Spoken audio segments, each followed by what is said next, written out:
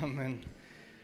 Meine Lieben, ich freue mich riesig, heute Morgen für euch predigen zu dürfen. Meus queridos, eu estou tão feliz de poder essa manhã pregar aqui para vocês. Das letzte Wochenende war wirklich sehr gut. O último fim de semana foi realmente muito bom. Und wenn es eine Sache gibt, die ich aus dem letzten Wochenende mitgenommen habe, aus der Konferenz in Portugal, ist es, wie sehr ich diese Gemeinde liebe. E se tem uma coisa que eu trouxe dessa conferência é o quanto eu amo essa igreja. Damit meine ich nicht die vier Wände, sondern ich meine euch Menschen. Eu não estou falando aqui dessas quatro paredes, mas de cada um de vocês. Ich sehe, dass Nikita heute einen Besucher mitgebracht O hat. Nikita aí trouxe visita. Ich hoffe wirklich, dass das erste Mal ist, dass wir uns treffen, weil ich bin ganz schlecht mit É a Gesichtermerken. primeira vez, né, que a gente está se vendo, não? Genau. Bist du das erste Mal da? Primeira vez? Ai, gente, Ich que bin mico. furchtbar. Okay. Não é a primeira vez. So, ich muss mein Gesicht, Foto, zack, É, okay. vamos tirar uma foto mental. Wie heißt du? Luca. Uau, Vor 10 Jahren. Nossa, há 10 anos que esteve aqui. Die afrikanische Gemeinde dann, oder? Ah, é. Okay. Also, es liegt doch nicht an mir. Preis dem Herrn. Então Ok. eu estou livre dessa culpa. Faz 10 anos que ele visitou aqui a última vez. Sehr herzlich willkommen, Luca. Gott Muito segne dich. bem-vindo. Deus te abençoe, Lucas. Amen. Und ich habe eine große Herausforderung, weil einmal wollte ich ein bisschen davon berichten, was ich letzte Woche mitgenommen habe.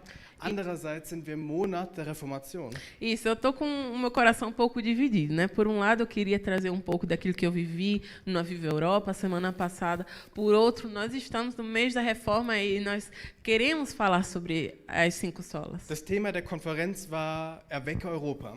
O tema da conferência foi o avivamento na Europa.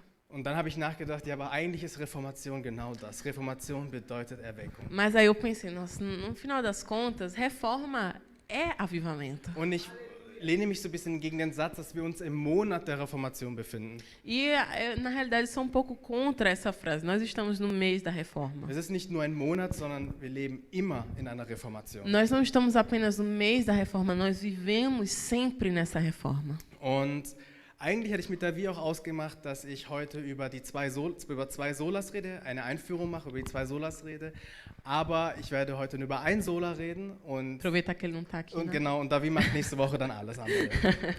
Isso, na realidade, eu combinei com o Davi assim. Eu vou dar a introdução, dar 2 solas, e na outra semana o Davi faz outras 3, mas aproveitando que ele não está aqui, vou falar só de uma e deixar o resto para ele. Und genau an dieser Stelle möchte ich auch alle herzlich begrüßen, die heute eingeschaltet haben.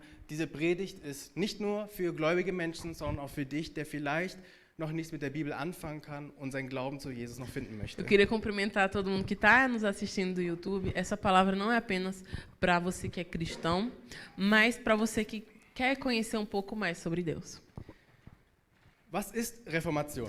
Então, o que é a reforma? Hast du schon mal diesen Satz gehört oder ihn sogar selbst mal gesagt? Das steht so nicht in der Bibel. Você já ouviu essa frase ou até mesmo já disse isso? Ah, mas isso na realidade nem está na Bíblia. Wer hat diesen Satz schon mal gehört? Quem já ouviu? Reforma não Doch, está das na steht so Bíblia. nicht in der Bibel. Não está escrito Ok. assim na Bíblia, não. Wer hat schon mal den Satz selber gesagt? Das steht so nicht in der Bibel. Quem já falou essa frase? Ah, não está na Bíblia. Wer hatte schon mal den Mut? Cadê os corajosos?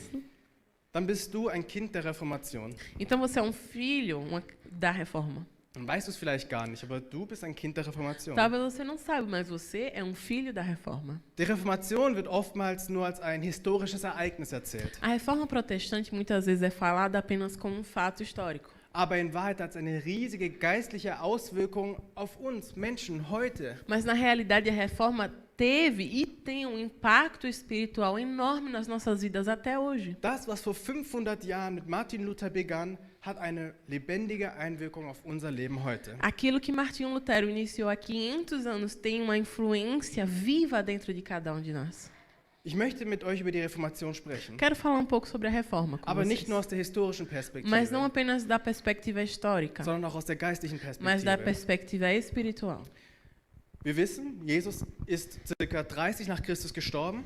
Nós sabemos que Jesus morreu cerca de 30 anos depois de Cristo, Damit alle Menschen, die Buße tun, also ihre Fehler eingestehen, ihr sündiges Leben einsehen und an ihn glauben, einen Zugang zum Vater haben können. para que cada pessoa que se arrependa dos seus pecados e coloque sua fé em Jesus Cristo tenha acesso ao Pai. Und alle Menschen, die das getan haben, also die Buße getan haben und an Christus geglaubt haben, hat man Christen genannt. E todas as pessoas que se arrependeram dos pecados e passaram a crer em Cristo foram chamadas de cristãos. Und diese Christen haben sich zusammengetroffen E esses cristãos se reuniam und hatten eine wunderbare Gemeinschaft. e tinham uma comunhão maravilhosa. Sie lebten zusammen einmütig, Eles viviam juntos em união, sie halfen sich gegenseitig, eles se ajudavam, haben die Reicheren haben den Ärmeren geholfen. os ricos ajudavam os mais pobres, Die Witwen und die Waisen wurden besonders gut behandelt. os órfãos e as viúvas tinham um tratamento especial. Jeden Tag haben sie sich getroffen. Todos os dias eles se encontravam. Sie lebten das, was wir in der Apostelgeschichte lesen, Apostelgeschichte Kapitel 2, Vers 42 bis 47. Eles viviam aquilo que nós lemos no livro de Atos, capítulo 2, a partir do versículo 42. Ja, das ist der ursprüngliche Plan Gottes gewesen, wie die Christen zusammenleben sollen. Esse é o plano original de Deus para a vida dos cristãos. Dass die Älteren auch die Jüngeren unterrichten, die neu im Glauben sind, dass die schon mehr wissen, auch die Lehre gut weiterbringen. Que os mais velhos na fé possam ensinar, compartilhar da doutrina, dos princípios da palavra com aqueles que estão chegando. Nur dann passierte etwas Furchtbares, Mas aí aconteceu algo horrível, was wirklich Übles. algo muito ruim. Die Älteren wichen vom Wort Gottes ab. Os mais velhos se afastaram da palavra. Wir können in den Briefen von Paulus ständig Ermahnung sehen, dass die Leute nicht von der Lehre abweichen sollen. Nas cartas de Paulo, nós vemos tantas vezes ele confrontando os irmãos e falando, não se afastem do ensino. Und nicht nur, dass sie sich von der Lehre abwichen, sondern sie haben neue Regeln dazu gefügt. Eles não apenas se afastaram do ensino, eles colocaram outras regras Sie haben dentro dela. gesagt, Christus allein ist doch nicht mehr ausreichend, du musst dich auch ein bisschen selber bemühen, dass du Errettung bekommst. Eles falavam, só a fé em Jesus não é suficiente, não. Você precisa se esforçar para ter acesso ao Pai. Und nach diesen kamen andere, denen es nur nach Macht ging. E depois desses vieram outros que só se importavam com o poder. Sie wollten Herrschaft und Kontrolle über die Christen ausüben, Eles queriam ter o controle e o senhorio sobre os cristãos, die zu der Zeit in ganz Europa verteilt waren. que naquela época já estavam espalhados por toda a Europa. Und ich frage euch, wie kann man die Macht über Christen gewinnen? E eu pergunto a vocês, como se pode tomar o poder sobre cristãos? Indem man ihre Verbindung zu Gott unterbricht. Separando a conexão deles com Deus. Und genau das war es, was sie taten. E exatamente foi isso que eles fizeram. Sie wollten die Verbindung zwischen den Christen und ihrem Herrn, ihrem Erlöser kappen. Eles queriam cortar a conexão entre os cristãos e o Redentor deles. Und wie haben sie das gemacht? E como eles o fizeram? Wie kann deine Beziehung zu Jesus unterbrochen Como é werden? que o teu relacionamento com Jesus pode ser quebrado? Wie kann dein Glaube tot werden? Como a tua fé pode se tornar morta? Zwei Dinge. Duas coisas. Wenn du nicht mehr betest Se você não ora und wenn du nicht mehr Bibel e liest. se você não lê a Bíblia. Und genau diese zwei Punkte haben sie angegriffen. E exatamente esses dois pontos foram atacados. Was haben sie über das Gebet gelehrt? O que eles ensinavam sobre a oração? Sie haben gelehrt, dass ein Mensch gar nicht mehr direkten Zugang zu Gott haben darf. Eles falaram, olha, uma pessoa não pode mais ter o acesso direto a Deus. Es muss einen Mittelmann geben. Precisa ter uma pessoa ali entre você e Deus. Es muss einen Vermittler geben. Precisa ter alguém que vai fazer essa conexão. Und so entstand die Sache mit dem Beichtstuhl. E aí que começou... Die Beichtstuhl, onde você entra e fala, me perdoa, Pai. Ah, sim, o confessionário. Aí começou a história do confessionário. Aber die Bibel sagt ganz klar, es gibt nur einen Gott und nur einen Vermittler und das ist Jesus Christus. Mas a Bíblia fala claramente que só existe um Deus e uma ponte que nos leva a Deus, que é Jesus Cristo. Also die Menschen waren abhängig von einem anderen Menschen, die Christen waren abhängig von einem anderen Menschen, um mit Gott in Kontakt zu treten. Os cristãos então passaram a estar dependentes de outra pessoa para ter contato com Deus. Erinnert mich an das Alte Testament. Isso me lembra um pouco do Antigo Testamento. Die zweite Sache, die sie eingegriffen haben, war das Bibellesen. A segunda coisa que foi atacada foi a leitura da palavra. Die Bibel durfte nur von bestimmten Menschen gepredigt und gelesen und interpretiert A werden. Bíblia ela só podia ser lida e interpretada por um certo grupo de Könnt ihr euch das pessoas. vorstellen? Vocês conseguem imaginar isso? Du willst eine Bibel lesen und dir sagt jemand, es ist verboten, die Bibel zu interpretieren, nur ich darf die Bibel interpretieren, weil ich ein Heiliger Gottes bin. Você quer ler a palavra de Deus, quer ler a Bíblia, e alguém fala para você, não, você não pode ler, você não pode interpretar a Bíblia, só eu posso, porque eu sou o santo enviado por Deus para fazer Und noch isso. viel schlimmer, die Bibel wurde in einer Sprache gepredigt, die kein Mensch verstanden E hatte. pior ainda, a Bíblia começou a ser pregada numa língua que ninguém entendia. Wenn ich jetzt hier auf Arabisch predigen würde, würde mich vielleicht nur Aziza verstehen. Se eu começasse a pregar aqui em árabe, só a Aziza ia me entender. Aber alle würden mich nur mit einem Fragezeichen Todo angucken. mundo ia ficar me olhando aqui com um ponto de interrogação na cabeça. Aber ich glaube, wenn ich anfangen würde, in Latein zu predigen, dann würden mich alle mit einem Fragezeichen angucken. Mas se eu começasse a pregar em latim, então ia ser confusão geral. Und genau so war es. E foi exatamente assim. Die Bibel wurde nur auf Latein gepredigt. A Bíblia só foi pregada em latim. Der einfache Mensch konnte nichts mehr damit O anfangen. homem simples não entendia nada. Könnt ihr euch das vorstellen? Vocês conseguem entender isso? Die Kirche, die eigentlich Gott repräsentieren sollte, Jesus Christus auf Erden repräsentieren sollte, war nun komplett getrennt von ihm. A igreja, que devia representar a Cristo, estava totalmente separada dele. Die Kirche war getrennt von Gott. A igreja estava separada de Deus. Und die Auswirkungen können wir bis heute noch sehen. E o efeito disso nós vemos até hoje. Die ganzen barbarischen Akte, die getan worden sind, wurden genau auf Basis dieser Trennung zwischen Mensch und Gott durchgeführt. Os atos bárbaros que foram feitos na história foram consequência dessa separação entre o homem e Deus. Sei es Verfolgung, sei es Hexenverbrennung, sei es ja, die Kreuzritter, die Kreuzzüge. Das sind alles Konsequenzen von Menschen, die nicht mehr Bibel gelesen haben. Seja perseguição, queimar bruxas, sair nas cruzadas, tudo isso foram ações de pessoas que estavam separadas de Deus. Und ich möchte euch sagen, meine Lieben, die Bibel ist nicht daran schuld. E eu quero falar para vocês, meus queridos, que isso não é culpa da Bíblia. Aber dann kam eine Wende. Mas aí veio uma mudança. Und hier fängt eine Geschichte an, wie man sie in der Bibel hätte auch lesen können. E aqui se inicia uma história que você poderia, da mesma maneira, ter lido na Bíblia. Diese Geschichte hat mich sehr beeindruckt. Essa história me impressionou demais. Im Jahr 1415 stand ein Mann namens Jan Hus auf. No ano de 1415, se levantou um homem chamado Jan Hus. Jan Hus. Jan Hus. Und dieser Jan Hus. Jan Hus hat in der Bibel gelesen. Er konnte Latein. Preis E dem Herrn. esse Jan Hus, ele leu a Bíblia porque ele sabia latim, graças a Deus. Und er sagte, Moment mal, irgendwie ist das, was wir hier leben, das steht so gar nicht in der Bibel drin. E esse Jan Hus, ele começou a ler e falou, olha, isso aqui não está escrito. O que a gente vive não é isso que está escrito na Bíblia. Ja, er ging zu seinen Vorstehern und sagte, das, was wir hier machen, das steht so gar nicht in der Bibel drin. E ele falou para os seus líderes, ele falou, gente, o que nós vivemos não está escrito na palavra. Und die Kirche sagte, Moment mal, wir verbrennen dich auf dem Scheiterhaufen. E ele fala, peraí, então a gente vai queimar você na fogueira.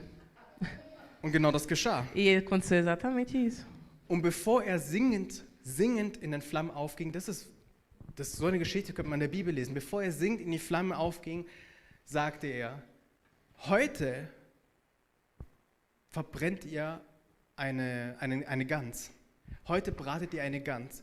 Aber es wird einer aufstehen, er wird wie ein Schwan kommen und ihn werdet ihr nicht braten können. Amém. E Und kleine Info, Hus war altdeutsch für Gans. Deswegen hat er gesagt, ihr brät eine Gans, aber nach mir wird einer kommen, der ein Schwan ist. sim. Então, antes de Hus morrer na fogueira cantando, que é algo incrível, ele disse, hoje vocês estão queimando um ganso, porque o significado do seu sobrenome é ganso. Hoje vocês estão queimando um ganso, mas vai vir um cisne que vocês não poderão queimar. Und dieser Schwan war Martin Luther. Und er hat die römisch-katholische Tradition ein Ende gemacht. Er hat die Tyrannei beendet. E esse ganso, esse cisne foi Martinho Lutero, que quebrou com a tirania da Igreja Católica daquela época. Sie haben versucht, ihn zu braten, sie haben versucht, ihn zu verbrennen, haben es aber nicht geschafft. Eles tentaram queimá-lo, eles perseguiram, tentaram matá-lo, mas não conseguiram. Und Martin Luther war ein ganz gewöhnlicher Mensch, so wie du und ich. E Martinho Lutero era um homem comum, como você e eu. Der wollte Anwalt werden. Ele queria ser advogado. Der wollte Karriere machen, Geld machen. Ele queria correr atrás de dinheiro, fazer sua carreira. Bis eines Tages in ein Gewitter gefangen wurde. Até que um dia ele ficou preso numa tempestade. Und er hatte so Angst vor dem Gewitter, er war auf offenem Feld und hatte so Angst vor dem Gewitter, dass er zu Gott sagte, Gott, wenn du mich aus diesem Gewitter befreist, werde ich mein Leben ändern und ich werde zu einem Mönch. E ele estava em mar aberto e estava com tanto medo que ele disse, Deus, se você me livrar dessa tempestade, eu vou virar um monge. Und Gott sagte, abgemacht, hat ihn befreit und er wurde Mönch. E Deus disse, tá combinado. Deus libertou ele e ele virou monge. Martin Luther hatte Ehrfurcht vor Gott gewonnen. Martinho Lutero, ele desenvolveu um temor a Deus. Und die Furcht des Herrn ist der Anfang aller Erkenntnis. E o temor a Deus é o princípio da sabedoria. Und er wollte diesen Gott in diesem Gewitter kennenlernen. Ele queria conhecer o Deus da tempestade. Er wollte wissen, wer dieser Gott war. Ele queria saber quem era esse Deus. Aber eine Frage beschäftigte ihn am allermeisten. Mas uma pergunta incomodava ele mais do que todas as outras. Wie kann ich Frieden mit Gott haben? Como eu posso ter paz com Deus? Wie kann ich vor Gott gerechtfertigt Como eu dastehen? posso ser justificado diante de Deus?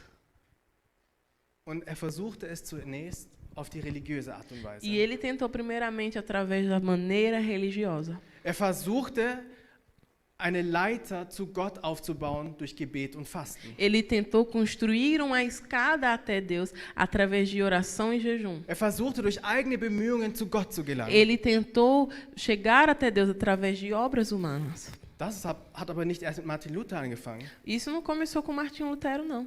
Schon beim Turmbau von Babel haben die Menschen versucht, durch eigene Anstrengung einen Turm zu bauen, der bis zu Gott gehen Isso sollte. já começou na Torre de Babel, as pessoas tentando pela própria força construir uma escada que chegasse até Deus. Geistlich hat sich das fortgesetzt. E espiritualmente essa construção de Babel continuou. Die Menschen versuchen, durch geistliche Einstellungen, durch geistliche Prinzipien, sich einen Turm zu Gott zu bauen. As pessoas tentam através das suas próprias forças, através de obras, chegarem até Deus. Sie versuchen, sich zu heiligen, stundenlang täglich zu beten, sich in eine Richtung 1000-mal hinzubeugen, versuchen zu fasten, bis sie selbst umkippen, bis sie ohnmächtig werden, um von Gott gerechtfertigt zu werden. As pessoas, elas jejuam muitos dias, elas oram ajoelhadas e se levantam e se ajoelham em direção a um lugar sagrado e elas tentam dessa maneira chegarem mais perto de Deus. Das ist, was alle Religionen sagen. Isso é o que toda religião diz. Tue,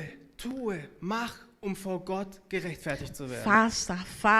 Faça para você ser justificado diante de Deus. Aber genau in diesem Punkt öffnete Gott die Augen von ihm. Mas nesse momento foi que Deus abriu os olhos de Martinho Lutero. In diesem Augenblick sagte Gott zu ihm und öffnete ihm die Bibel und die Erkenntnis und sagte, der Gerechte lebt allein aus Glauben. Foi nesse momento que Deus abriu o entendimento de Lutero quando ele leu na palavra: o justo vive pela fé. Wir heiligen uns nicht, um gerechtfertigt zu werden, Nós não nos santificamos para sermos justificados, sondern durch den Glauben an Jesus sind wir gerechtfertigt und dann werden wir geheiligt. mas através da nossa fé em Jesus Cristo nós somos justificados e conseguimos ser santificados por Ele. Der Gerechte lebt allein aus Glauben, sola fide. O justo vive só pela fé, sola Und fide. kein Weg führt zu Gott außer durch Jesus Christus. E nenhum caminho leva a Deus a não ser Jesus Cristo. Solus Christus. Solos Christus. Und zuerst kommt die Gnade Gottes und dann als Geschenk empfangen wir den Heiligen Geist, der aus uns bessere Menschen Em macht. primeiro lugar, a graça de Deus vem sobre nós. O Espírito Santo desce sobre nós, o que nos torna pessoas parecidas com Ele. Sola gratia. Sola gratia. Und die Rettung kommt allein von Gott.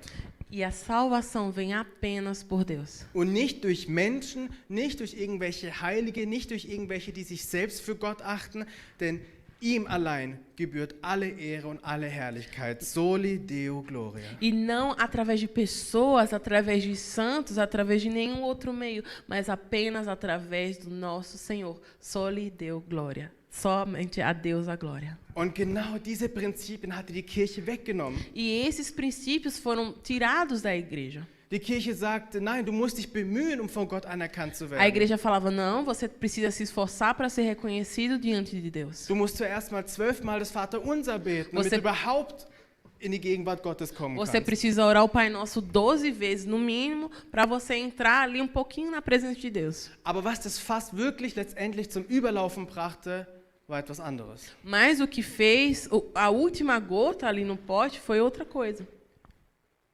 Man musste die Kirche bezahlen, dass man Vergebung für seine Sünden erhalten kann. Und das nannte man Ablassbriefe. As pessoas precisavam pagar uma quantia de dinheiro à igreja para serem perdoadas dos seus pecados. E o nome disso eu acabei de esquecer. É a... Cartas de perdão. gente, me perdoem aí. Como? Oi? Mas só explica, eram... Eles precisavam pagar pelo eles precisavam pagar pelos seus pecados. Genau. Die Kirche sagte, okay, du hast gesündigt, kein Problem. Du zahlst einfach eine Summe hier an uns, du bekommst ein Zertifikat, einen Brief und dieser Brief bestätigt dir, dass deine Sünden dir vergeben worden sind. Isso, você pagava uma quantia de dinheiro e a igreja te dava uma carta essa carta certificava que você estava livre de pecados por X tempo. Und Luther dachte, das kann nicht sein. E Lutero pensava, não pode ser. Jemand, der so sehr versuchte oder ergreifen wollte, wie man vor Gott gerecht sein kann, der es verstanden hatte, sagte, nein, das ist falsch, das ist so nicht in der Bibel. Alguém que realmente entendeu os princípios da palavra de Deus e o caráter de Deus, só pensava, isso não pode ser real, isso não pode ser verdade. Und es hat ihn so sehr wehgetan, dass er sagte, nein, ich muss die Kirche konfrontieren. Isso foi algo que doeu tanto no coração de Lutero, que ele disse, não, eu preciso confrontar a igreja. Also verfasste er ein Papier mit 95 Thesen und nagelte sie frühmorgens an die Tür der Kirche ran, in Wittenberg im Jahr 1517. Então, ele pegou uma folha de papel, escreveu 95 teses e colocou elas na porta da igreja de Wittenberg em 1517. Und 100 genau anos depois. diese 95 Thesen waren zusammengefasst diese 5 Soli. E, resumidamente, essas 95 teses são as 5 solas. Mit diesem Papier sagte er der Kirche, hört mal, wir müssen reden. Com esse papel, ele falou para a igreja, olha só, precisamos conversar. Aber die Bibel sagt, wie der Meister, so der Jünger. Was der Meister durchgehen muss, ist der Jünger nicht befreit. Wie der Meister leiden muss, müssen auch wir Jünger leiden. Isso, mas nós reconhecemos, né, os princípios da Bíblia, eles permanecem. Aquilo que o mestre sofre, o discípulo também precisa sofrer. Jesus klagte die Geldmacherei im Tempel an.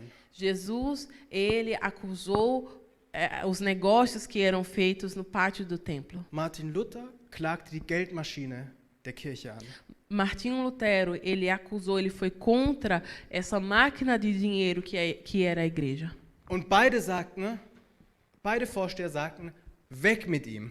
E os dois responsáveis pela instituição da igreja falaram, sai daqui. Und er wurde vor die Behörden gebracht. E ele foi trazido diante das autoridades.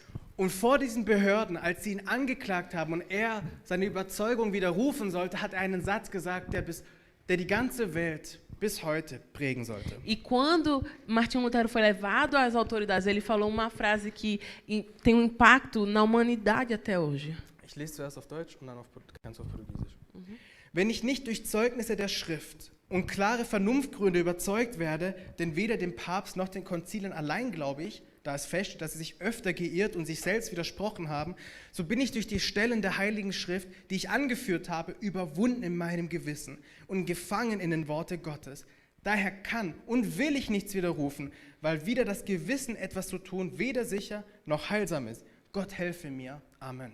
A não ser que eu esteja convencido pelo testemunho das Escrituras ou pela razão clara, pois não confio nem no Papa ou em concílios por si sós, pois é bem sabido que eles frequentemente erraram e se contradisseram, sou obrigado pelas Escrituras que citei e minha consciência é prisioneira da palavra de Deus.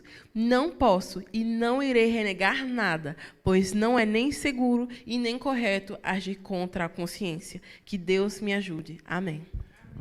Mit diesem Satz brach er eine 1000-jährige Tradition. Com essa frase, ele quebrou uma tradição centenária, de 1000 anos até. Für die Kirche galt folgende Gleichung. Para a igreja, existia uma equação.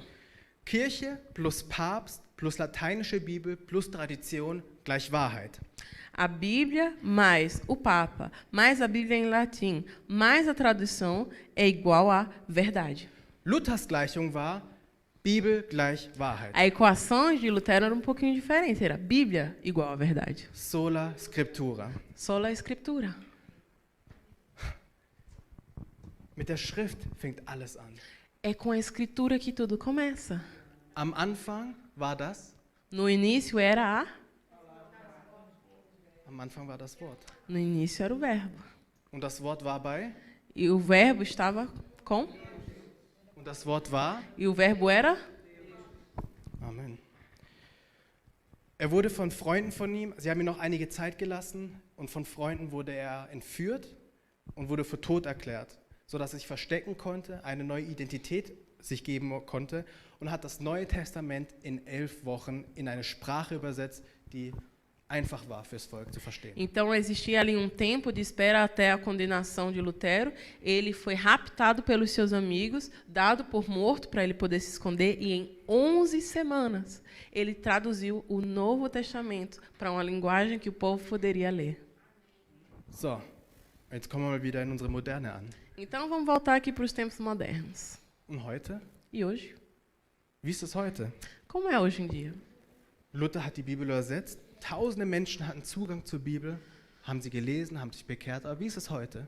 Lutero traduziu a palavra, milhares de pessoas, milhões de pessoas passaram a ler a palavra, se converteram. E hoje em dia, como é que está a situação? Immer noch das Gleiche. A mesma coisa. Immer noch große Ungewissheit. A mesma insegurança e falta de conhecimento. Immer noch lesen die Menschen ihre Bibel nicht.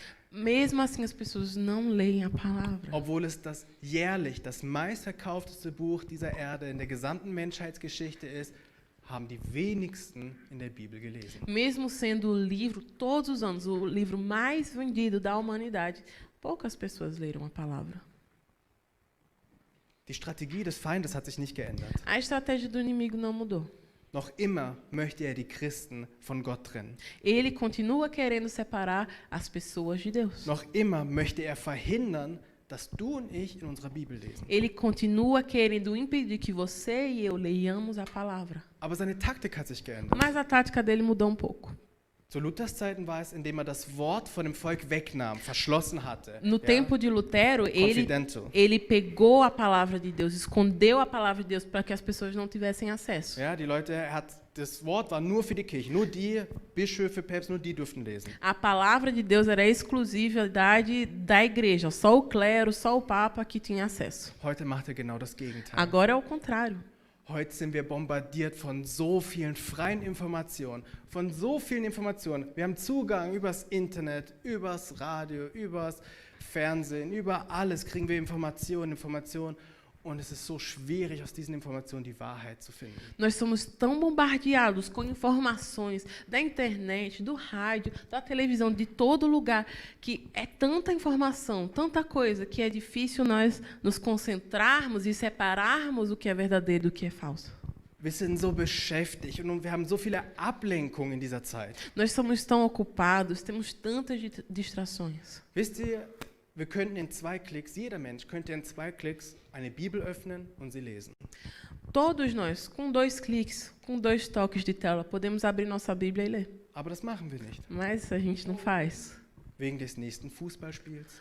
Porque já vai vir o próximo jogo de futebol. Weil ich wissen will, wie es mit meiner Serie weitergeht. Eu quero saber o que vai acontecer no próximo episódio da minha série. Weil ich wissen möchte, welche Veranstaltungen bald laufen werden, was im Kino kommt. Eu quero saber o que vai aparecer no cinema. Uns werden so viele Informationen, so viele Angebote gegeben, dass wir nicht mehr unsere Bibel lesen. É tanta informação, tanta oferta, que nós não paramos para ler a Bíblia. Und das Ergebnis bleibt das gleiche.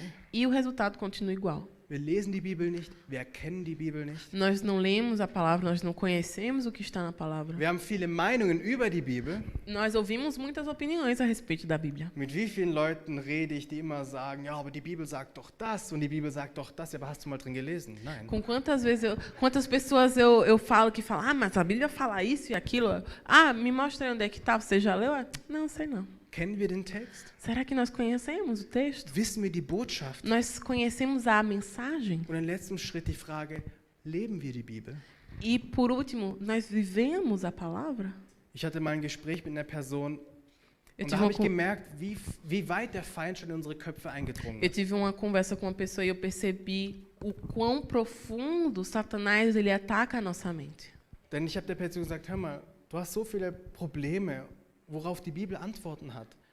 Warum liest du sie denn nicht? Porque eu perguntei à pessoa, nossa, você tem tantos problemas que tem resposta na palavra de Deus para isso, por que você não a lê? Die Person hat geantwortet, weißt du, wenn ich die Bibel wegen dir lesen würde, dann würde ich mich vergewaltigt fühlen. E aí essa pessoa me respondeu, olha, se eu ler a Bíblia por sua causa, eu vou me sentir violentado. Immer noch machen wir unsere Bibellektüre abhängig von anderen Menschen. Nós fazemos a nossa leitura da Bíblia ser dependente de outras pessoas. Wir glauben, dass andere Menschen uns die Bibel vorlesen müssen, Nós achamos que outra pessoa é que tem que ler a Bíblia para nós, damit wir einen Zugang dazu para haben. que nós possamos ter acesso a ela. Das war die Einführung. Foi a introdução da palavra. Und das também. ist der Grund, warum ich heute allein über die Bibel reden möchte. E é por isso que hoje eu só quero falar sobre a Escritura. Ich möchte heute über Sola Scriptura reden. Eu quero falar hoje sobre a sola Escritura. Und ich möchte über 4 Probleme reden, die passieren, wenn wir unsere Bibel nicht lesen. E eu quero falar rapidamente sobre 4 problemas que acontecem quando nós não lemos a palavra. Problem Nummer 1, Problema número 1. wir bekommen ein verzerrtes Bild von Gott. Nós recebemos uma imagem distorcida de Deus. Wisst ihr, das Konzept hinter Gott ist, dass Gott ewiglich ist. Sabe qual o conceito por trás de Deus? Que Deus é um Deus eterno. Gott ist Alpha und Omega. Er ist der war, der ist und der immer sein wird. Deus é o Alfa e o Ômega. É aquele que era, que é e que há de vir. Er ist der allmächtige, allwissende, allgegenwärtige Gott. Ele é o Deus onisciente, onipotente, onipresente. Und alles von diesem Punkt ausgeht, ist Schöpfung. E o que sai desse ponto é a criação. Engel sind Schöpfung, Dämonen sind Schöpfung, wir Menschen sind Schöpfung, die Erde ist Schöpfung. Os anjos são criação, os demônios são criação, a terra é uma criação, nós somos Und criatura weil wir dele. seine Schöpfung sind, sind wir begrenzt. E porque nós somos criatura, nós temos Er ist limitações. unendlich, wir können Gott nicht begreifen, wir können Gott nicht verstehen. Ele é eterno, nós não podemos entender. In Prediger 8,17, können wir aufschlagen bitte, Prediger 8,17. Vamos abrir nossa Bíblia no livro de Eclesiastes. Não, Prediger é Eclesiastes. De Eclesiastes 8, no versículo 17. 17. Prediger Kapitel 8, Vers 17. Eclesiastes 8, 17. Es gibt irgendwie Vervielfachung des Wassers. Ich trinke die ganze Zeit und es ist immer wieder voll. Und ich merke, wer das Glas auffüllt. A gente está tendo multiplicação aqui da água, porque eu estou bebendo e nem percebi que o copo se encheu de novo. Also die Foi Person, o anjo que die passou. Person, die einschenkt, danke. A pessoa que está enchendo, muito obrigada. Du, gell? A Deise. Ah, du. Ich bemühte mich, Anstrengung, wir sehen hier wieder Bemühungen. Ich bemühte mich, die Weisheit kennenzulernen und das Tun und Treiben auf dieser Welt zu verstehen. Doch ich musste einsehen, was Gott tut und auf der Welt geschehen lässt, kann der Mensch nicht vollständig begreifen, selbst wenn er sich Tag und Nacht keinen Schlaf gönnt. So sehr er sich auch anstrengt, alles zu erforschen, er wird es nicht ergründen. Und wenn ein weiser Mensch behauptet, er könne das alles verstehen, dann irrt er sich. Então contemplei toda a obra de Deus e vi que o homem não pode compreender a obra que se fez debaixo do sol. Por mais que trabalhe o homem para descobrir, não a entenderá. E ainda que diga ao sábio que a virá a conhecer, nem por isso a poderá achar. Ihr seht, es ist für uns unmöglich, Gott zu erkennen. Para nós é impossível entender a Deus, Außer a não ser er möchte sich uns offenbaren. que Ele deseje se revelar a nós. Das ist die große Ausnahme. Außer er entscheidet sich, ich, der Ewigliche, möchte mich dir offenbaren. A não ser que Ele, o Deus eterno, decida, não, eu quero me revelar a essa pessoa. Und das macht er durch sein Wort. É isso que Ele faz através da palavra Wisst ihr, dele. wenn das Thema Gott ist, dann gibt es sowas nicht mit, ach, ich glaube, dass Gott so ist, ach, ich denke, dass Gott und so macht und dass er so handelt. Nein, wenn das Thema Gott ist, dann gibt es nur einen Satz. was sein Wort über ihn sagt. Die Bibel sagt, so und so ist Gott. Se o tema é Deus, não existe você falar, eu acho que Deus é assim. Eu acho que Deus pensou isso, eu acho isso. Não, só existe uma frase. A Bíblia diz que Deus é assim. Die Bibel ist die Offenbarung Gottes. A Bíblia é a revelação de Deus. Jesus sagte, ich bin das Wort. Jesus disse, eu sou a palavra. Die Bibel offenbart mich, wer ich bin. A Bíblia me revela quem eu sou. Und wenn ich das Wort nicht lese, werde ich niemals wissen, wer Jesus ist. E se eu não leio a palavra, eu nunca vou saber quem Jesus é. Ich werde ein verzerrtes Bild haben. Eu vou ter uma imagem distorcida. Und ein verzerrtes Bild von Gott, merkt euch das, ein verzerrtes Bild von Gott bedeutet ein verzerrtes Bild der Schöpfung haben. E, por favor, escreva essa frase no seu coração. Uma imagem distorcida de Deus me leva a ter uma imagem distorcida da criação dele. Römer 1,19 bitte. Vamos ler em Romanos 8:19.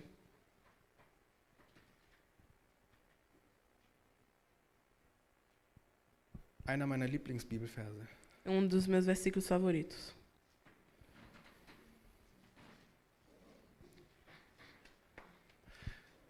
Romanos 1,19, perdão. Dabei gibt es vieles, was sie von Gott erkennen können. Er selbst hat es ihnen ja vor Augen geführt. Weiter. Gott ist zwar unsichtbar, doch an seinen Werken der Schöpfung haben die Menschen seit jeher seine ewige Macht und göttliche Majestät sehen und erfahren können. Sie haben also keine Entschuldigung. Porquanto o que de Deus se pode conhecer é manifesto entre eles, porque Deus lhes manifestou. Porque os atributos invisíveis de Deus, assim o seu eterno poder, como também a sua própria divindade, claramente se reconhecem desde o princípio do mundo, sendo percebidos por meio das coisas que foram criadas. Tais homens são, por isso, indesculpáveis. Wisst ihr, C.S. Lewis hat einen sehr guten Satz gesagt. O C.S. Lewis falou uma frase muito interessante. Ich verbringe nicht meine Zeit oder den ganzen Tag damit, in die Sonne zu schauen. Das kann ich auch gar nicht. Eu não passo o meu dia inteiro olhando diretamente para o sol. Eu nem consigo fazer isso. Aber durch die Sonne kann ich sehen, durch die Sonne sehe ich überhaupt, was die Schöpfung ist. Durch die Sonne kann ich die Schöpfung sehen. Eu não olho diretamente para o sol, mas através do sol eu posso olhar para toda a Durch criação. das Licht der Sonne kann ich sehen, was geschaffen worden ist. Und demnach kann ich zurückschließen, was die Sonne ist. Através da luz do sol sobre a criação, eu sei que a luz existe, senão não poderia haver a criação. Das heißt, durch die Vision, durch die Sichtweise, die wir von Gott haben, hat das einen Einfluss, wie wir die Welt sehen. A visão que nós temos de Deus influencia a nossa visão de mundo. Es ist wie eine Brille. É como óculos. Wenn deine Brille schmutzig ist, Se os teus óculos estão sujos, dann siehst du alles mit diesen Flecken durch diese Sichtweise der Brille, durch die Linse. tudo que você vê vai estar manchado. Und weißt du, was das Schlimme daran ist, dass wenn du ein verzerrtes Bild von Gott hast, du ein verzerrtes Bild von dir selbst hast. E se você tem uma imagem distorcida de Deus, você terá uma imagem distorcida sobre si próprio. Denn es steht geschrieben, Gott hat den Menschen geschaffen nach seinem Ebenbild. Porque a Bíblia nos diz que Deus criou o homem à sua imagem e semelhança. Wenn wir also ein verzerrtes Bild von Gott Se haben nós temos uma imagem distorcida de Deus und wir sein Ebenbild sind, e nós somos a imagem dele, dann ist das Bild auch von uns verzerrt. então a imagem de nós está distorcida. Und glaub mir, das Bild der Menschheit ist so weit verzerrt, dass keiner mehr weiß, ob er ein Mann oder eine Frau ist. E a imagem própria da humanidade está tão distorcida que ninguém mais sabe se é homem ou mulher. Es ist wie diese Geschichte eines Ehepaares, die neu frisch verheiratet sind, neue Abläufe sich eingeprägt haben, wie morgens zusammen Kaffee gehen und dann steht der Mann auf, geht an das Fenster und beobachtet den Garten der Nachbarin und schaut, wie sie die Wäsche aufhängt. É como exemplo, né? Um casal acabou de se casar, eles começam a fazer tudo juntos, tomar café da manhã juntos, e todo dia de manhã o marido acorda, olha pela janela para o jardim da vizinha. Und der Mann fängt an zu sagen, boah, Schatz, schau mal, wie dreckig ihre Wäsche ist. Ich weiß, wie wäscht die denn bitte ihre Wäsche? Die ist ja völlig schmutzig und gelblich und wie kann das sein? E aí o homem começa a falar, olha, mulher, olha ali as roupas que estão no varal da vizinha. Nossa, mas ela não sabe lavar nada direito, as roupas tudo amareladas, tudo cheio de mancha. Und das jeden Tag. Er trinkt seinen Kaffee, geht ans Fenster und kommentiert die schmutzige Wäsche der Nachbarin. Isso todo dia, o homem acorda de manhã, toma café e comenta as roupas sujas da vizinha. Und immer noch dieses Rätsel, wie kann es sein? E aí ele se pergunta, como pode isso? Und nach einem Monat steht er wieder am Fenster und boah, hä? Das ist ja alles sauber. Die Wäsche, die hat ja gar nichts, die ist ja blanke weiß. Wie kann das sein? E aí, mês depois, o homem se levanta de manhã para continuar o ritual e fala, nossa, como é que pode? Agora as roupas estão branquinhas. Und dann ruft seine Frau, Schatz, guck mal, wie kann das sein? Die Wäsche ist jetzt sauber. E aí ele chama a esposa e fala, olha como é que pode, as roupas da vizinha tá tudo limpinha. Und sie sagt, Liebling, E ela fala, querido, ich habe einfach mal die Fenster geputzt. eu limpei a janela. Und genauso ist es die Sichtweise, die wir auf die Dinge, auf diese Welt, auf uns selbst, auf alles, was wir tun, auf alles, was wir sehen haben. Wir haben eine falsche Sichtweise, ein schmutziges Fenster vor uns und urteilen nach dem Fenster, das wir haben. E assim a nossa visão das pessoas, a nossa visão está tão distorcida que nós só olhamos para o outro e vemos o defeito e vemos o que é ruim e reclamamos, porque a nossa visão de Deus está distorcida e isso nos leva a ter uma visão distorcida das outras pessoas. Also möchte ich dich einladen, Eu quero te convidar. lese die Bibel und lerne den Gott der Bibel kennen. Leia a Bíblia e conheça o Deus da Bíblia. Und du wirst eine Brille finden, die nie wieder schmutzig E sein você wird. vai encontrar um óculos que nunca mais vai estar sujo. Amen. Aleluia. Amém. Vamos aplaudir ao Senhor. Das nächste Problem, das wir haben, wenn wir unsere Bibel nicht lesen, O próximo problema que nós temos quando nós não lemos a nossa Bíblia dass wir in einer Lüge leben, im Glauben, dass sie wahr ist. é que nós vivemos uma mentira achando que estamos vivendo uma verdade. Wir sehen es schon, es hat schon mit Garten Eden angefangen. Isso já começou no Jardim do Éden. Die Schlange ging zu Eva und fragte sie, stimmt es, hat Gott wirklich gesagt, dass ihr von keinem Baum essen dürft? A serpente foi ali se encontrar com a mulher e falou, é verdade mesmo que vocês não podem comer de nenhum fruto que está no jardim? Und Eva sagte, nein, das ist natürlich Quatsch. E Eva disse, não, que mentira. Gott sagte, wir dürfen von allem Baum essen, außer von dem Baum des Lebens und vom Baum der Erkenntnis. Die Früchte dürfen wir nicht essen und auch nicht berühren. Ela disse, não, Deus disse que nós podemos comer do fruto de todas as árvores, menos a do conhecimento do bem e do mal. E os frutos dela nós não podemos comer nem tocar. Seht ihr, wie das Muster sich wiederholt? Vocês estão vendo aqui esse mesmo modelo se repetindo? Wie es auch zu Luthers Zeiten war? No tempo de Lutero também. Die Ältesten weichen vom Wort Gottes ab und fügen neue Regeln dazu. Os mais velhos se afastando da palavra de Deus e adicionando outras regras a ela. Gott hatte niemals gesagt, dass sie den Baum nicht berühren Deus durfte. nunca disse que Eva não podia tocar no fruto da árvore. Sie hat eine neue Regel hinzugefügt, Ela adicionou uma regra, im Glauben, dass sie wahr ist. achando que estava tudo verdade. Und der Teufel nutzte genau das aus. E aí o Satanás ele usa esse engano. Sagte, ach Quatsch, du wirst doch nicht sterben. Aí ele fala, que é isso? Você não vai morrer, não. Wenn du davon isst, wirst du wie Gott sein. Se você comer desse fruto, você vai ser igual a Deus. Und das ist die zweite Lüge. Essa é a segunda mentira. Dass wir glauben, dass wir etwas brauchen, nur weil wir es nicht sofort haben können. Que nós achamos que precisamos de uma coisa, porque não temos ela automaticamente na nossa mão. Gott hatte diesen wunderbaren Plan, mit ihnen zusammenzuleben, sich täglich neu ihnen zu offenbaren, mehr von seiner Weisheit mit ihnen zu teilen. Er wollte eine Beziehung mit ihnen haben und nicht alles auf einmal ihnen erklären, denn wie ich schon sagte, wir sind begrenzt. Wir verstehen Gott nicht 100%. Deus ele tem um plano para nós e esse plano tem um processo. Nós somos seres limitados, Deus é eterno, então Deus vai de pouquinho em pouquinho se revelando a nós. Aber sie merkte, upsala, ich habe gar nicht das totale Vergnügen. Ich habe zwar alles, aber mir fehlt noch eine Sache. Und diese eine Sache ist das, was mich unglücklich macht. E aí Eva falou, opa, eu tenho aqui muita coisa, mas está me faltando algo. E é exatamente essa coisa que eu não posso ter agora, que eu preciso desesperadamente. Auch dieses Muster wiederholt sich. E esse modelo se repete. Als das Volk in der Wüste war, Quando o povo estava no deserto, sie hatten Fleisch, sie hatten das Manna, eles tinham carne, eles tinham maná, aber sie haben gesagt, wir wollen die Zwiebeln aus Ägypten mas haben. eles falaram, ai, nós queremos a cebola do Egito. Dieses Prinzip trägt sich bis heute noch durch. Esse princípio, ele vem até hoje a nós. Wir sind beeinflusst von der griechischen Kultur. Unsere westliche Gesellschaft ist beeinflusst von der griechischen Kultur. A nossa cultura ocidental, ela é fortemente influenciada pela cultura greco-romana. Darum haben wir Demokratie. Demokratie ist eine Erfindung der Griechen. Por isso que hoje, por exemplo, nós vivemos numa democracia. A democracia é uma invenção dos gregos. genauso haben wir auch den Hedonismus. Por isso que nós também temos o hedonismo. Hedonismus, eine Philosophie, der es darum geht, dass der Mensch alles dafür tut, um Vergnügen zu haben.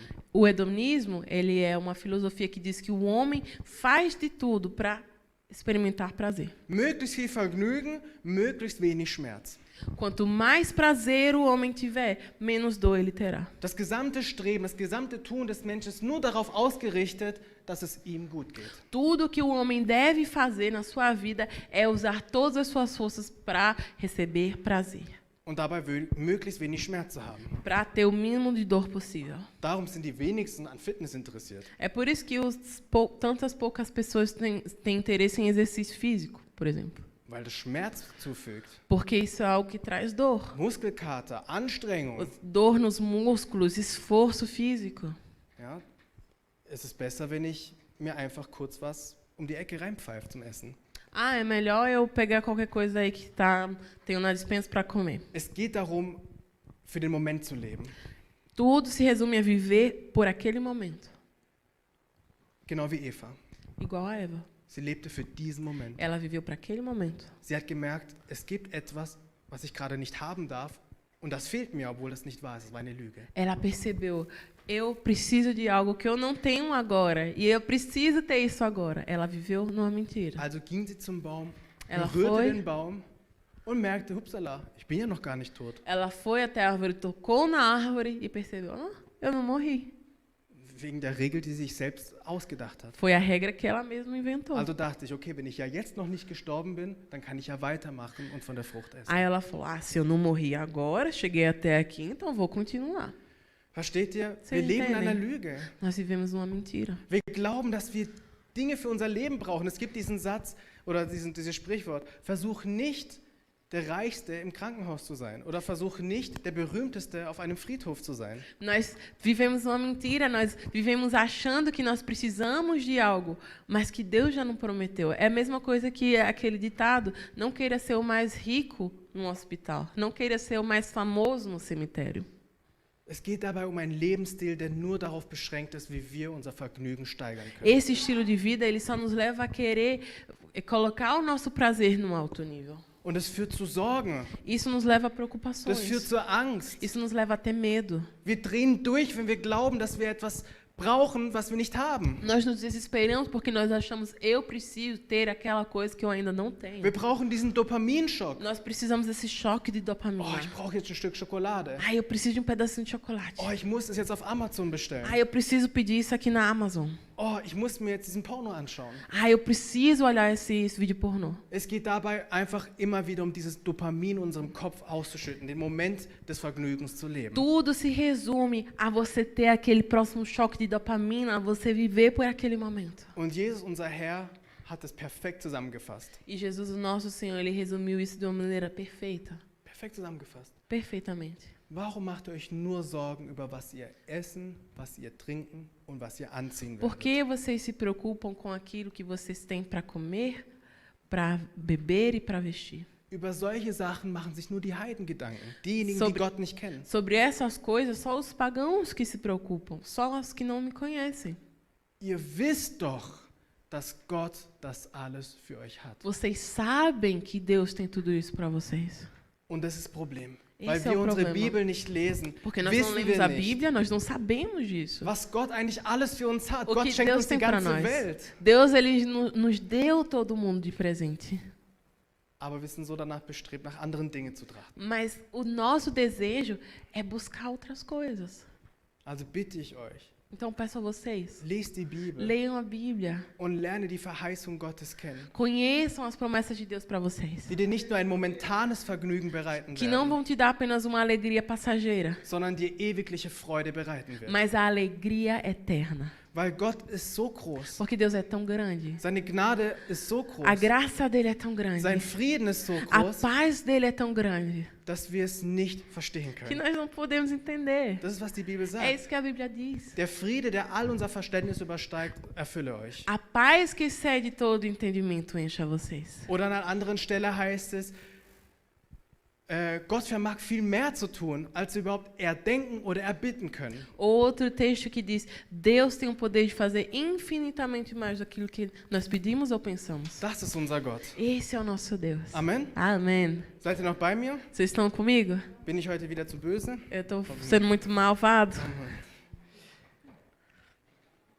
Das dritte Problem. O terceiro problema se nós não lemos a palavra.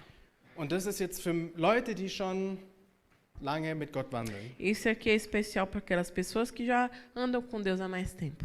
Wenn wir unsere Bibel nicht lesen, Quando nós não lemos a nossa Bíblia, werden wir niemals den Zustand der Unreife verlassen. nunca sairemos de um estado de imaturidade espiritual. Hebräer Kapitel 5 bitte. Vamos ler a palavra em Hebreus 5, Die letzten Verse. os últimos versículos. Isso. Se não lemos a Bíblia.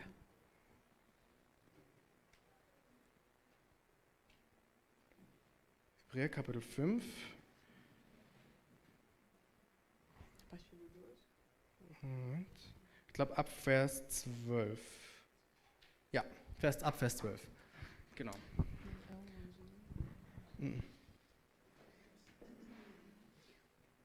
Ah ja, auch. 11, 12 und 13. Hebreus Und 5, 14. a partir do versículo 11. Genau. Ich lese in der Schlachterversion, weil in dem Beispiel mir die Version besser gefällt. Über ihn haben wir viel zu sagen, und zwar Dinge, die schwer zu erklären sind, weil ihr träge geworden seid im Hören. An anderen Worten ausgedrückt, weil ihr träge geworden seid, in der Bibel zu lesen. Denn obgleich ihr der Zeit nach Lehrer sein solltet, habt ihr es wieder nötig, dass man euch lehrt, was die Anfangsgründe der Aussprüche Gottes sind. Und ihr seid solche geworden, die Milch nötig haben und nicht feste Speise. Wer nämlich noch Milch, also Muttermilch, genießt, der ist unerfahren im Wort der Gerechtigkeit, denn er ist ein Unmündiger. Die feste Speise aber ist für die Gereiften, deren Sinne durch Übung geschult sind zur Unterscheidung des Guten und des Bösen. Quanto a isso, temos muito o que dizer, coisas difíceis de explicar, porque vocês se tornaram lentos para aprender, ou em outras palavras, lentos para ler a palavra. Embora a essa altura já devessem ser mestres, precisam de alguém que ensine a vocês novamente os princípios elementares da palavra de Deus. Estão precisando de leite e não de alimento sólido.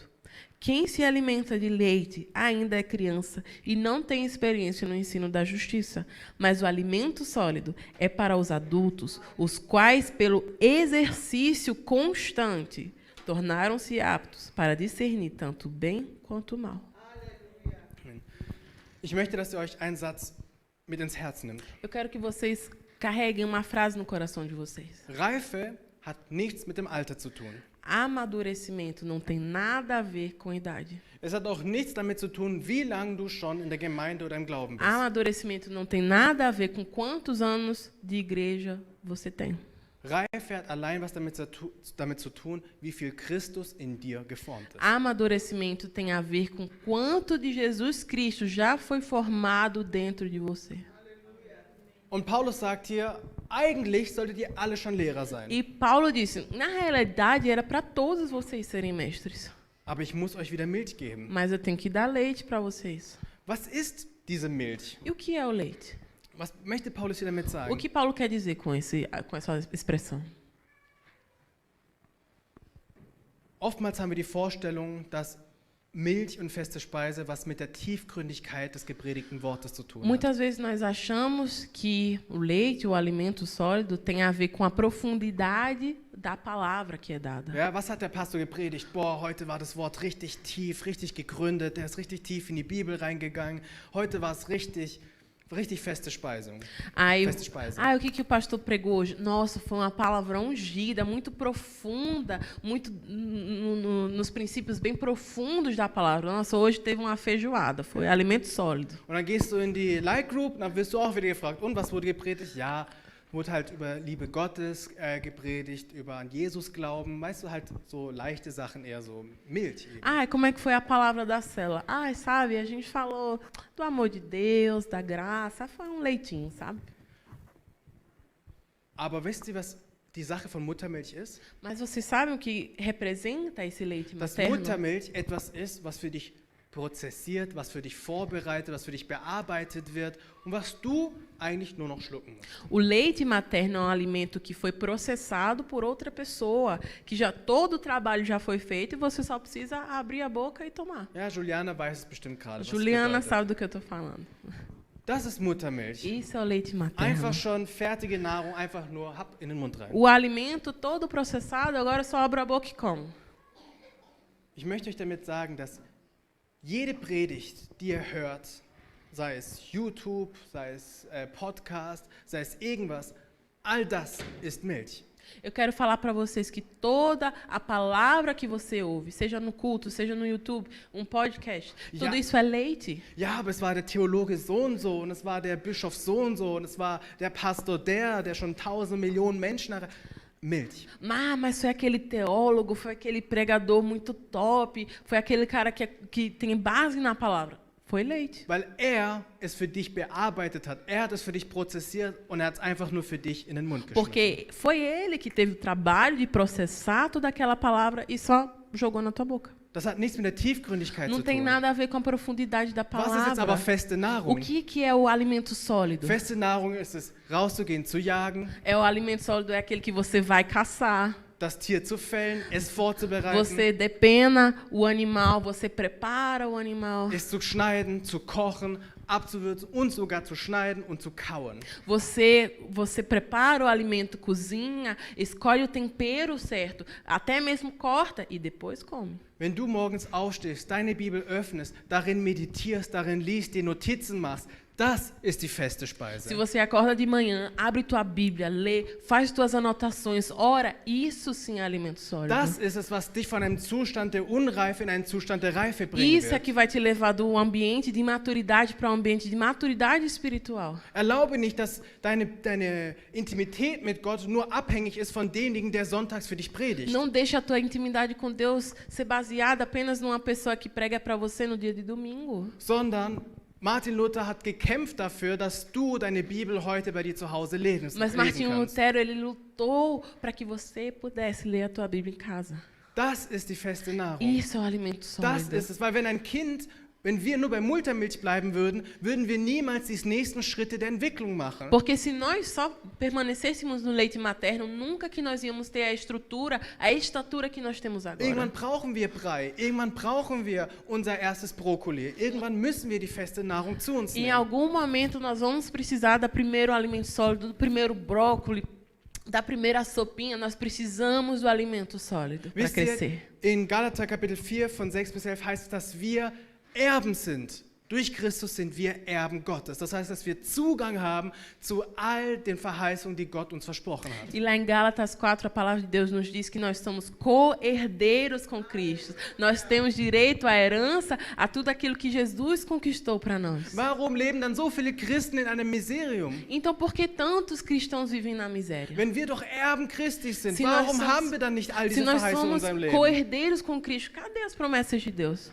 se cumprindo? Weil man jemanden, der nicht volljährig ist, kein Erbe anvertrauen Porque uma kann. pessoa que não é maior de idade não tem acesso à herança. Ich darf nur erben, wenn ich volljährig bin. Eu só tenho acesso à minha herança se Wenn eu ich, for maior de idade. wenn ich die Reife habe. Se eu tenho a maturidade para receber. Also möchte ich einladen, wenn du wirklich Erbe Christi sein E se möchtest, você quer ser mesmo co-herdeiro com Cristo, dann musst du die geistliche Reife bekommen haben, damit du Erlaubnis hast, Teil des Erbes zu você sein. precisa alcançar um nível de maturidade espiritual para ter acesso à herança do Pai para In meinem você. Fall war dasselbe. Ich durfte, als ich 14 war, durfte ich das Erbe nicht bekommen, sondern es musste erstmal Niesbrauch werden, weil ein Kind noch nicht die Reife hat, mit so viel umzugehen. Foi a mesma coisa de quando eu tive 14 anos e recebi uma herança. Eu não podia receber ela, tomar posse, porque ainda era uma criança, só depois dos 18 anos. Und du magst dir vielleicht ja, okay, wenn ich nicht in meiner Bibel lese, dann hat das ja nur was mit mir zu tun, das ist ja nur mein Problem. É se você fala, não, se eu não ler a Bíblia, é um problema meu, só afeta a minha pessoa. Aber wenn du in deinem Leben nicht irgendwann mal angefangen hättest, feste Nahrung zu dir zu nehmen,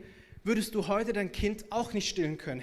Mas se você, na sua vida, tivesse só bebido leite materno e nunca alimento sólido, hoje você não poderia ter dado aos teus filhos um leite materno. Denn was war denn das Problem der Kirche zu der Zeit? Porque qual foi o problema da igreja naquela época? dass diejenigen, die gelehrt haben, vom Wort abgewichen sind und neue Regeln hinzugefügt Que haben. aqueles que eram mais maduros, mais experientes, se afastaram da palavra e começaram a colocar novas regras. Bis zu dem Punkt hin, dass es gar keine Lehrer mehr gab. Até o ponto que não existia mais ensino.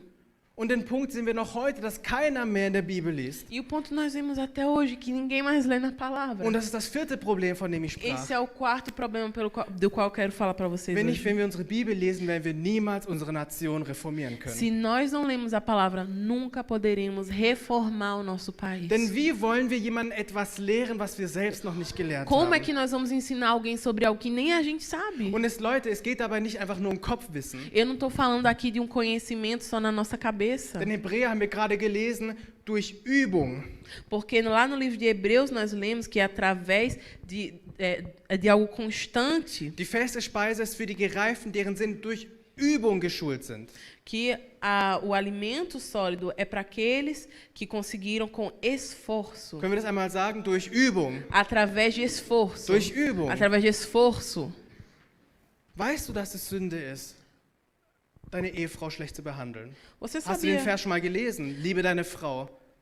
você sabia que é pecado tratar a esposa mal? Você já leu o versículo que fala honre a sua esposa, ame sua esposa? Liebe deine Frau bis zu dem Punkt, dass du bereit bist, dein Leben für sie hinzugeben, so wie Christus sein Leben für die Gemeinde Ame gibt. a sua esposa até o ponto que você dê a sua vida por ela, como Cristo deu sua vida pela igreja.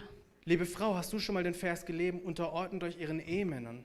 Minhas queridas irmãs, vocês já leram um texto que diz que você deve se submeter ao seu esposo? Oder dass Gott die Frau schuf als eine Helferin für den Mann? Que Deus criou a esposa como ajudadora do esposo? Ja, den Vers habe ich schon mal gelesen. Sim, já li.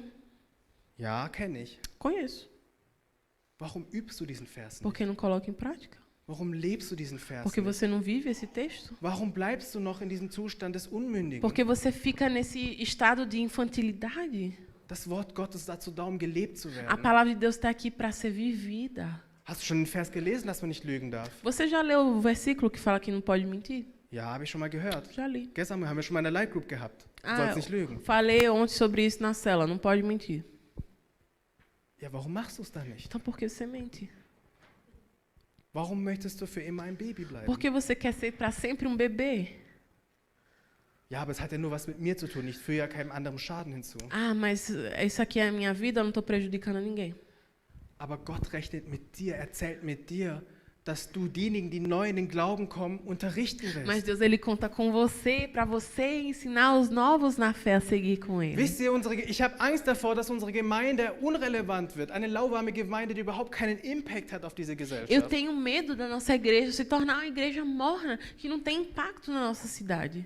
Wir wollen ins Gefängnis gehen. Wir wollen helfen in Gefängnissen. Wir wollen den Leuten, die im Gefängnis sitzen, helfen. Wir wollen das Wort bringen. Wir wollen denen, die hungrig sind, Essen geben. Die durstig sind, Trinken geben. So wie Jesus es gesagt hat. Wenn ihr es für die macht, macht ihr es genauso für mich. Nós queremos ir para as cadeias, ajudar as pessoas, nós queremos dar de comer às pessoas que estão passando fome, nós queremos ajudar as pessoas. Aber wie wollen wir das tun, wenn wir selbst im Glauben noch nicht mal gestärkt Mas sind? como é que vamos fazer isso se nem nós estamos fortalecidos na fé? Wenn nicht mal wir selbst die Standfestigkeit und die Reife haben, die Gott eigentlich von uns Se nem möchte. nós temos o grau de maturidade que a palavra espera de nós. Es erinnert mich wie an diese Flugzeugansage, bitte, wenn der Luftdruck senkt, setzen Sie zuerst die Maske auf sich und dann helfen Sie den anderen. Isso me lembra quando você está num avião e cai a pressão do ar, abaixam as máscaras e é falado, primeiro você coloca a máscara em você, depois na pessoa do seu Oftmals wollen lado. wir genau das Gegenteil machen. Ah, nós queremos fazer o contrário. Ich brauche die Bibel nicht, um gute Dinge zu tun. Ah, eu não preciso da Bíblia não para fazer coisas boas. Ja, es stimmt, aber du läufst die Gefahr, dass du stirbst. É verdade, mas você está correndo o risco de morrer. Und das ist, was wir so oft sehen. Leute, die versuchen, anderen zu gefallen, etwas für andere hinzugeben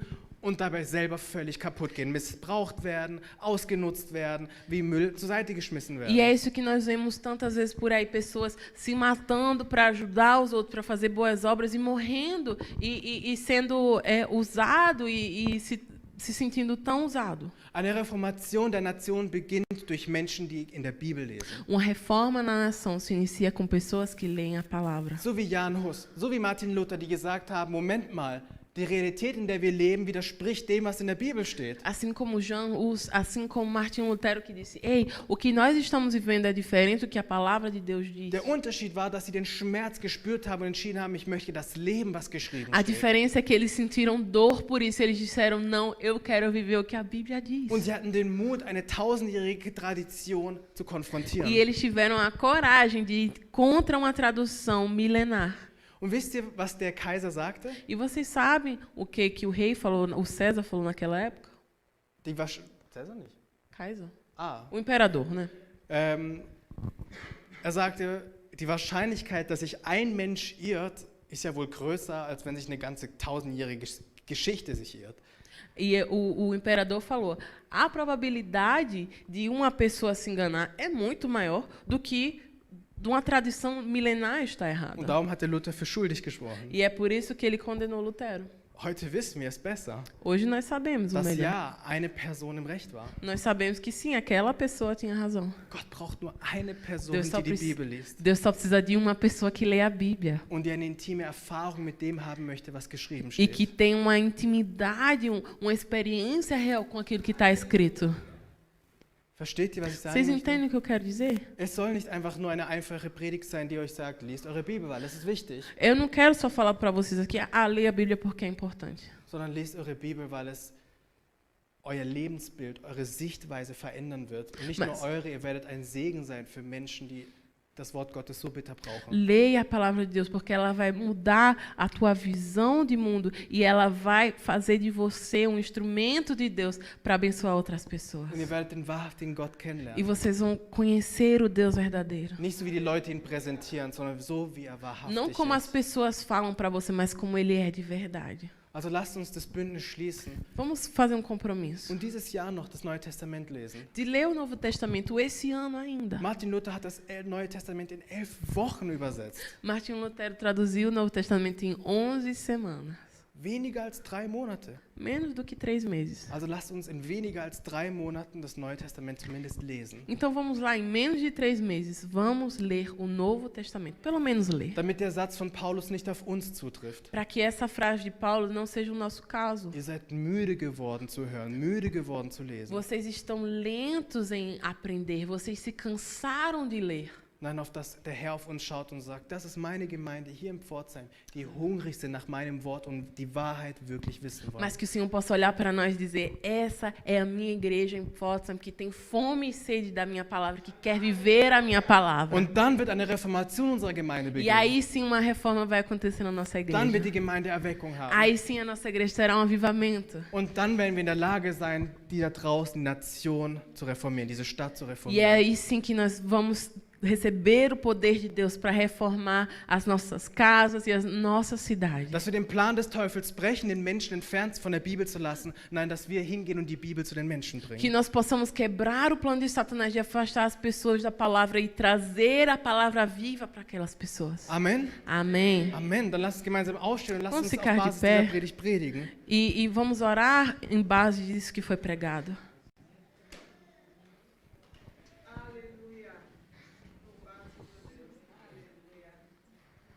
Und bete zu Gott und mach du für dich selbst, ja, so wie Luther allein im Gewitter mit Gott war. So möchte, dass du dich vorstellst, du bist hier alleine mit Gott. E ore, fale com Deus. Assim como Lutero estava ali no meio da tempestade, só ele e Deus. Eu quero que você imagine a você mesmo, só você e Deus orando. Und schließe das Bündnis mit ihm, dass du nicht einen Tag verpassen möchtest, dass du nicht in der Bibel liest. E faça um compromisso com ele que você não vai passar um dia sem ler a Und palavra. sag ihm, Heiliger Geist, schenk mir Unruhe, schenk mir Unfrieden, wenn ich nur einen Tag nicht in einem Wort gelesen E habe. fala para ele, Espírito Santo de Deus, me dá uma inquietação, a falta de paz, se eu passar um dia sem ler na tua palavra. Lass mich zittern, wenn ich dein Wort nicht lebe. Que eu possa tremer se eu não viver a tua palavra. Lass mich zittern, wenn ich sehe, wie Ungerechtigkeit in dieser Welt herrscht. Que eu trema quando eu ver a injustiça nesse mundo. Wenn die Dinge nicht nach deinem Wort laufen. Se as coisas não acontecem de acordo com a tua palavra. Heiliger Geist, gib mir diese Kraft und diese Stärke, hungriger nach deinem Wort zu sein. Espírito Santo de Deus, me dá fome e sede de viver a tua palavra. Jesus, in dir sind wir gerechtfertigt. Senhor Jesus, em Ti nós somos Durch justificados. dich haben wir den Heiligen Geist bekommen. Através de Ti nós recebemos o Und durch Espírito den Heiligen Geist Santo. werden wir zu deinem Wort geführt werden. E através do Espírito Santo nós somos levados à Tua palavra. Denn dein Wort ist das lebendige Brot. Porque a Tua palavra é o pão vivo. Dein Wort ist das lebendige Wasser. A Tua palavra é a água viva. Und wer davon isst und wer davon trinkt, wird nie mehr hungrig oder durstig E quem sein. comer e beber dela nunca mais terá fome e sede. Nicht vom Brot allein lebt der Mensch, sondern aus jedem Wort, das aus dem Munde Gottes kommt. Não só de pão viverá o homem, mas de toda a palavra que sai da boca de Deus. Das hast du uns gelehrt, Jesus, als der Teufel versucht hatte, dich mit dem Wort zu belügen. É isso que o Senhor nos ensinou quando Satanás nos tentou enganar.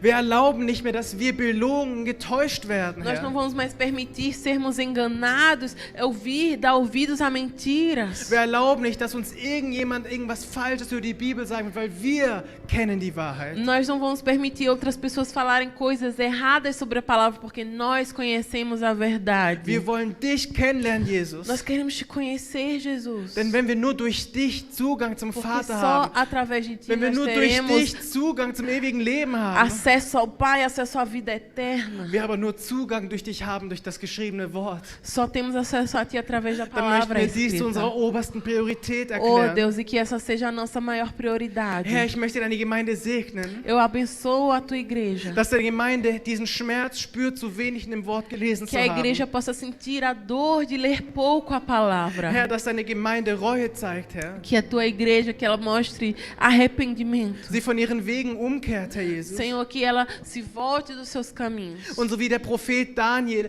nach der Wahrheit in deinem Wort sucht E assim como o profeta Daniel buscava a verdade dentro das Escrituras. und dann feststellen konnte, dass du eigentlich Befreiung für seine Nation versprochen E hast. então percebeu que o Senhor já tinha liberado a libertação do povo. Herr, du hast Befreiung für unser Volk. Oh, tu tens libertação para o teu povo, Du hast Deus. Erweckung für deine Nation und für deine Gemeinde. Tu tens avivamento para a tua igreja e para essa nação. Herr, dass wir gestärkt werden, Herr, durch jedes einzelne Wort, das fließt. Que nós sejamos fortalecidos por cada palavra liberada. Herr, dein Wort sagt, dass dein Wort wie lebendige Ströme A tua sind. palavra diz que as tuas palavras são como uma fonte, como uma corrente de água Und dass viva. überall, wo dieses Wasser vorbeigeht, neues Leben E entsteht. que por onde esse rio passar, nova vida surgirá.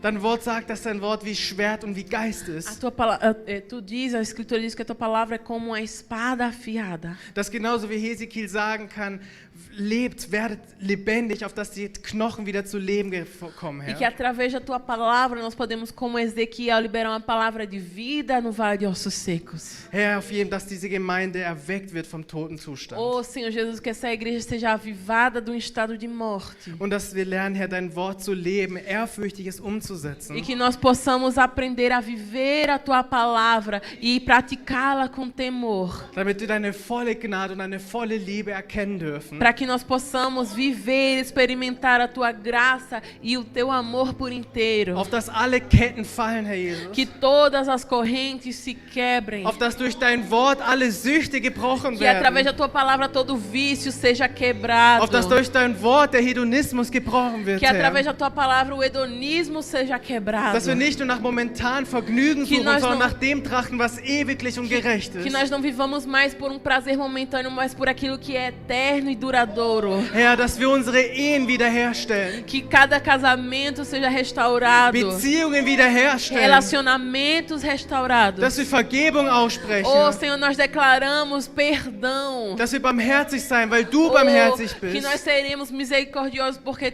tu és misericordioso. Durch dein Wort, Herr, schaffen wir es. Através da tua palavra, sim, conseguiremos. Im Namen Jesu Em beten wir. nome de Jesus nós oramos. Amen. Amém. Amen. Halleluja. Aleluia. Vamos aplaudir ao Senhor. Amen. Amen. Ich möchte euch nur sagen, Quero dizer a vocês. das Wort Gottes kommt nicht zuerst und dann wird Macht ausgesprochen. Não é assim que a palavra de Deus vem primeiro e aí um poder é liberado. Oftmals haben wir die Vorstellung, erst hat Gott gesprochen und dann entstand alles. Às vezes nós achamos, né? Primeiro Deus falou e depois tudo surgiu. Nein, Gott sprach und im selben Moment, die Macht wurde im selben Moment freigelassen. Deus falou e, ao mesmo tempo, imediatamente o poder foi liberado. Und ich möchte dir sagen, wenn du wieder Selbstzweifel an dir hast, oh, ich schaffe es nicht, oder es ist schüchtern, dann sei dir gewiss, wenn du in deinem Wort liest, dann ist es nicht nur Buchstaben, sondern es ist Macht, das in deinem Leben gesprochen Se wird. você se acha incapaz, se você lê e fala, eu não consigo, tenha certeza que no momento que a palavra é falada, Deus já está liberando a força e o poder, a capacidade que você Und diese precisa. Macht wird dich von allem Laster befreien. E esse poder é o que te liberta de todo jugo. Im Namen Jesu. Em nome de Amém. Jesus. Amém. Gente, antes de liberar vocês com a bênção, as nossas queridas diaconisas estão preparando o almoço para ajudar a custear o renovo.